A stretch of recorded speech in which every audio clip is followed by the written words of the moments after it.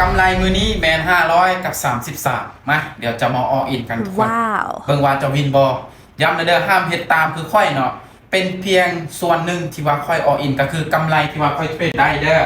สำหรับไผ่ที่ว่ายอมรับความเสี่ยงกำไรตัวเองบ่ได้ห้ามเฮ็ดตาม แต่ค่อยยอมรับความเสี่ยงได้เนาะเพื่อมาพิสูจน์ตัวเองเนาะว่ามันตึงสำใดนะทุกคนในการเทรดเดี๋ยวมาเบิ่งเนาะจะจัดออเดอร์ที่ว่าตามอินดิเคเตอร์ที่ว่าตัวเองได้เรียนมาในการได้ฝึกฝนมาเด้อใช้ระยะเวลากับอยู่ที่ประมาณปีปลายเนาะในการศึกษาดูอินดิเคเตอร์ตัวนี้มันคือเห็นบ่ส่วนที่ว่ามันเป็นเทรนด์บ่ตลาดเนาะ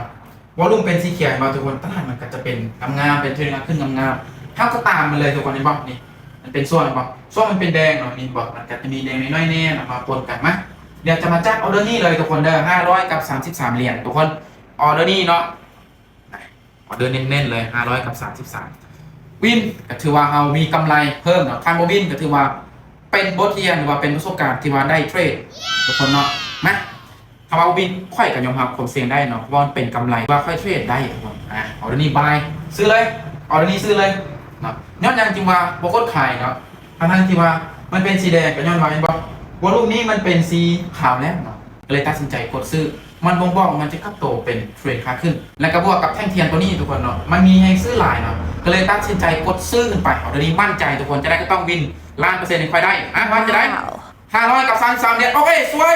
งามวินงามงามเลยทุกคนนี่กำไรงามยอดหลายเป็นบอกออเดอร์มั่นใจต้องจัดเลยแหละทุกคนเนาะสิไปท่าไปทุกคนงามเลยเดี๋ยวให้เบิ่งกำไรอีกเด้อสดๆเลยนี่ 1,000 กับ39เหรียญพลาดแต่ไม้เดียวมันตึงสไนด์ทุกคนคิดว่าอินดิเคเตอร์ตัวนี้นะสำหรับเทคนิคตัวนี้นะออกมา2 4 6 8ออกมา8ไม้พลาดแต่ไม้หนึ่งวินมา7ไม้คนนั้นสำหรับเทคนิคตัวนี้นะมันไม่ได้ธรรมดาเลยทุกคนนี่บอกอัตราการชนะของมันนี่ 95% เลย